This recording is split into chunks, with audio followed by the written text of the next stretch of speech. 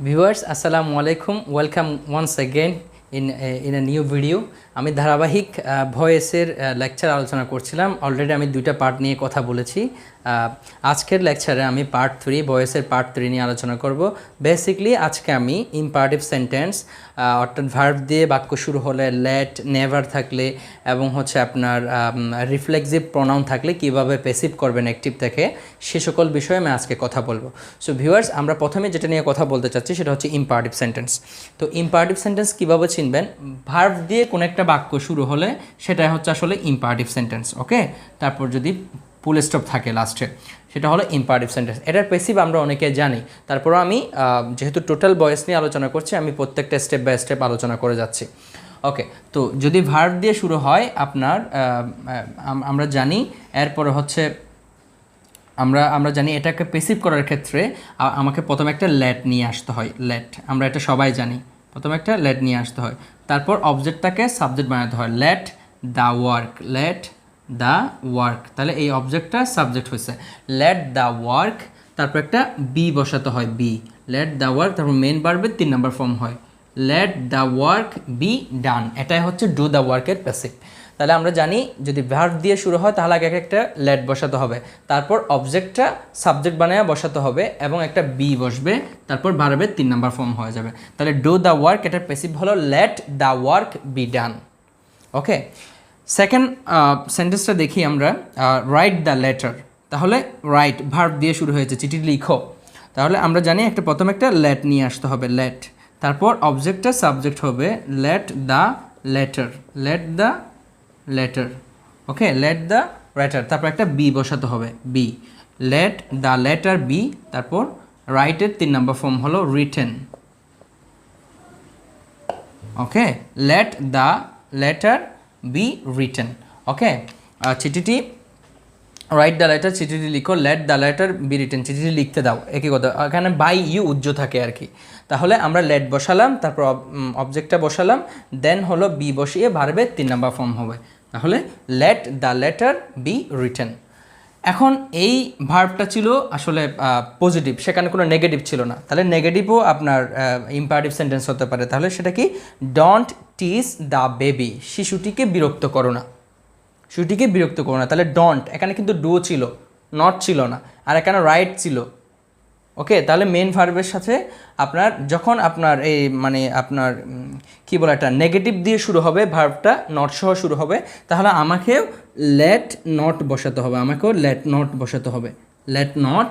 তারপর হচ্ছে আপনার অবজেক্টটা নিয়ে আসতে হবে দ্য বেবি, তারপর বি বসাতে হবে, তারপর এই ভার্বের 3 নম্বর ফর্ম হয়ে যাবে টিজড।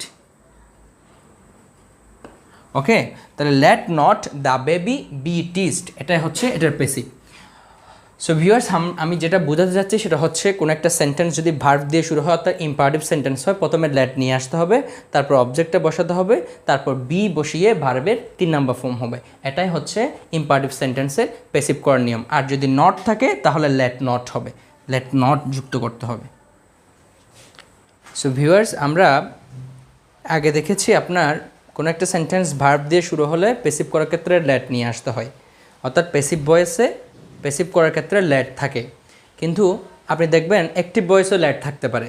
সে লেট থাকলে সে সকল সেন্টেন্সের কীভাবে আপনি প্যাসিভ করবেন সেটাই আমরা এখন দেখব।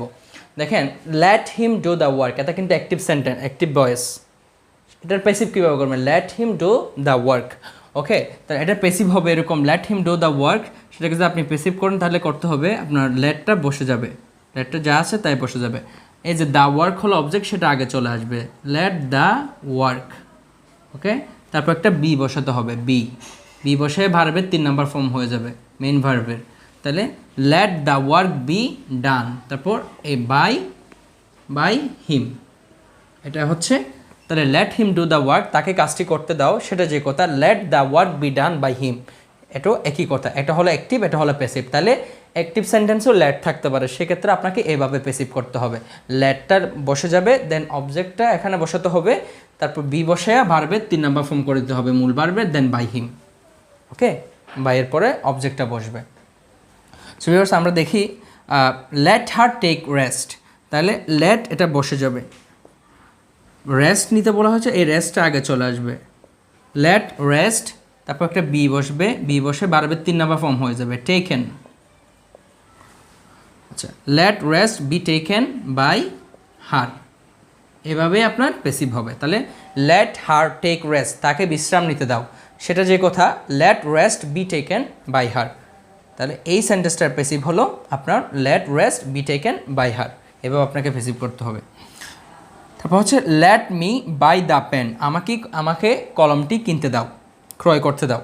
তাহলে লেট এটা বসে যাবে, লেট বসে দ্য পেন এটা আগে চলে আসবে, দ্য পেন, তারপর বি বসবে, বি বসে তারপর ভার্বের 3 নাম্বার ফর্ম হয়ে যাবে be bought, be bought by me. অর্থাৎ let me buy the pen, আমাকে কলমটি কিনতে দাও, সেটা যে কথা let the pen be bought by me, সেটাও একই অর্থ। তাহলে যদি কোনো একটা সেন্টেন্সে অ্যাক্টিভ ভয়েসে লেট থাকে, সেই লেটটা বসে যাবে, বসে অবজেক্টটা নিয়ে এসে বি বসে মূল ভার্বের 3 নম্বর ফর্ম করে দিলেই সেটা প্যাসিভ হয়ে যাবে। তাহলে লেটযুক্ত সেন্টেন্সের প্যাসিভ করার নিয়ম হচ্ছে এরকম। সো ভিউয়ার্স, আমরা এখন দেখব নেভার যুক্ত সেন্টেন্সকে কিভাবে আপনি অ্যাক্টিভ থেকে প্যাসিভ ভয়েস করবেন নেভার থাকলে। তাহলে দেখেন, নেভার টেল এ লাই, এই সেন্টেন্সটা আপনি কীভাবে প্যাসিভ করবেন। যদি নেভার থাকে তাহলে সেটাকে আপনাকে একটা লেট নিয়ে আসতে হবে, লেট নিয়ে নেভারটা বসাতে হবে, লেট নেভার। অথবা আপনি বসাতে পারেন লেট নট এভার, দুইটার যে কোনো একটা বসাতে হবে আপনার। যেহেতু এটা নেগেটিভ, তাহলে আপনাকে লেট নেভার পুরোটাই বসাতে পারেন, অথবা লেটের সাথে নট বসিয়ে নেভারটাকে এভার করে দিবেন। অর্থাৎ দুইটা নেগেটিভ তো একসাথে হতে পারবে না। লেট নট এটা নেগেটিভ আর এভারটা হলো পজিটিভ, আর লেট হলো পজিটিভ আর নেভার হলো নেগেটিভ। তাহলে মূল বিষয়টা হলো নেভার যদি থাকে তাহলে হয় আপনি লিখতে পারেন লেট নেভার এলাই, লেট নেভার এলাই, তারপর একটা ভার্বের বি বসবে, বি বসে ভার্বের 3 নম্বর ফর্ম হবে, টেলের 3 নম্বর ফর্ম হলো টোল্ড।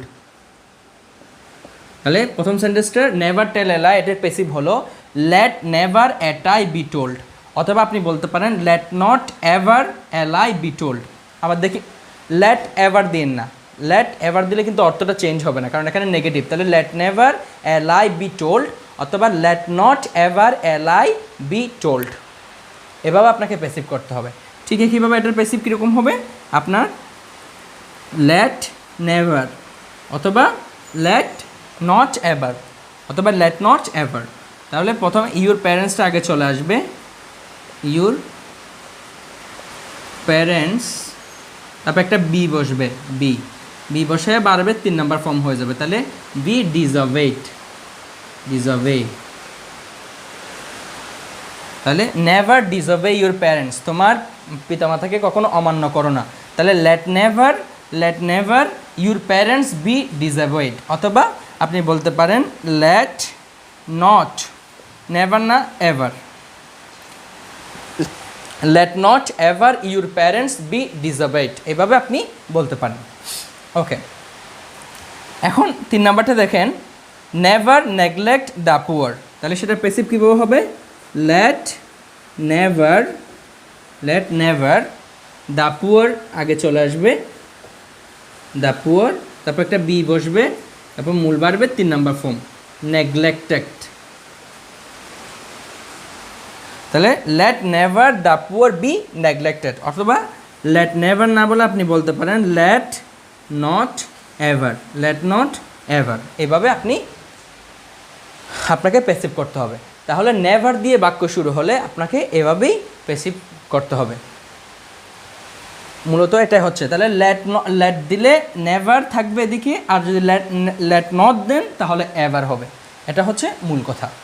তাই নেভারযুক্ত সেন্টেন্সের অ্যাক্টিভ থেকে প্যাসিভ করতে হবে এইভাবেই। সো ভিউয়ার্স, আমরা এখন আলোচনা করব আপনার রিফ্লেক্সিভ প্রনাউন থাকলে বাক্যে কীভাবে সেটাকে অ্যাক্টিভ থেকে প্যাসিভ করতে হয়। এটা একটু ব্যতিক্রমী রুল। আর আমরা জানি হিমসেলফ, হারসেলফ, দেমসেলফস, মাইসেলফ এগুলো থাকলে সেটাকে বলা হয় রিফ্লেক্সিভ প্রনাউন, এবং সেই সেন্টেন্সের ভার্বটাকে বলা হয় রিফ্লেক্সিভ ভার্ব। যেমন এই যে এটা হলো রিফ্লেক্সিভ প্রনাউন এবং আর এটা হলো রিফ্লেক্সিভ ভার্ব। এই সকল সেন্টেন্সের কীভাবে অ্যাক্টিভ ভয়েস থেকে প্যাসিভ ভয়েস করতে হয়। The most interesting thing is that, এক্ষেত্রে সেটা হচ্ছে আপনার এখানে সাবজেক্ট এবং অবজেক্টের কোনো পরিবর্তন হয় না। যেমন আমরা আগে অবজেক্টকে সাবজেক্ট করতাম, কিন্তু মাইসেলফ, হারসেলফ এবং দেমসেলভস এই সকল রিফ্লেক্সিভ প্রনাউন থাকলে আসলে সেই সকল ক্ষেত্রে পেসিভ করার সময় আপনার সাবজেক্ট কিংবা অবজেক্টের কোনো পরিবর্তন হয় না। তাহলে এগুলোর পেসিভ করতে হবে, এই যে সাবজেক্টটা আছে প্রথমে সেই সাবজেক্টটা তার জায়গায় বসে যাবে। এখন এটা পাস্ট টেন্স, এই জন্য আমাকে অক্সিলারি ভার্ব আই এর সাথে ওয়াজ হয়, আই ওয়াজ। তারপর এটা ভার্বের 3 number form, I was corrected by myself. I was corrected by myself, আমি নিজেই নিজেকে সংশোধন করেছিলাম। আই কারেক্টেড মাই সেলফ, সেটা অর্থ হচ্ছে আমি নিজেই নিজেকে সংশোধন করেছিলাম, সেটা পেসিভ হবে I was corrected by myself. এইভাবে আপনাকে পেসিভ করতে হবে, যেটা যেখানে আসে সেখানে বসে যাবে, সাবজেক্ট এবং অবজেক্টের কোনো পরিবর্তন হবে না। ঠিক একইভাবে সেকেন্ড সেন্টেন্সটা আমরা দেখি, শি ফ্যান্স হারসেলফ, সে নিজেই নিজের ভক্ত। ফ্যান্স মানে ভক্ত, এটা নাউনও আবার ভার্বও হতে পারে, এই জন্য ভার্বের থার্ড পারসন সিঙ্গুলার নাম্বার, এই জন্য ভার্বের শেষে এস বাই এস যুক্ত হয়েছে।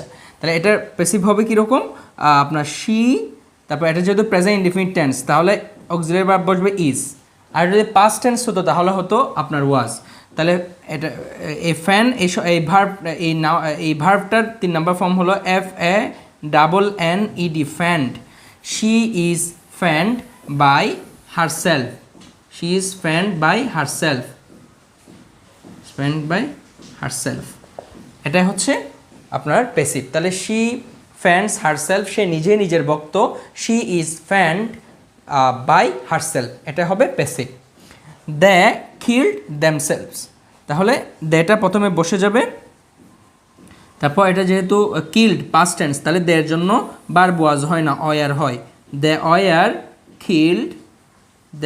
killed by themselves, ওকে। আচ্ছা, তারা নিজেরাই নিজেদেরকে হত্যা করেছিল। তাহলে এই আপনার যদি my self, himself, herself, themselves, তারপর হচ্ছে এই সকল রিফ্লেক্সিভ প্রনাউন এবং যুক্ত সেন্টেন্সের পেসিভ করার নিয়ম হলো সাবজেক্ট অবজেক্টের কোনো পরিবর্তন হবে না। তাহলে টেন্স অনুযায়ী সাবজেক্টের জায়গায় বসিয়ে টেন্স অনুযায়ী অক্সিলারি ভার্ব এবং ভার্বের 3 নাম্বার ফর্ম করে দিলেই সেই সেন্টেন্সটা প্যাসিভ হয়ে যাবে। সো ভিউয়ার্স, আমি 3টা পর্বে অনেকগুলো আপনার ভয়েস নিয়ে আলোচনা করেছি। 4র্থ পর্বে আমি টেন্সের মানে পার্ট 4 এর মধ্যে আমি নতুন আরও কিছু বিষয় নিয়ে আলোচনা করব, সেই পর্বটি দেখার আমন্ত্রণ রইল। আমার এই ভিডিওগুলো যদি আপনাদের ভালো লাগে থাকে তাহলে অবশ্যই অন্যকে শেয়ার করবেন, আর আপনি যদি আমার চ্যানেলে নতুন হয়ে থাকেন তাহলে অবশ্যই সাবস্ক্রাইব করবেন। আল্লাহ হাফেজ, সবাই ভালো থাকবেন, আসসালামু আলাইকুম।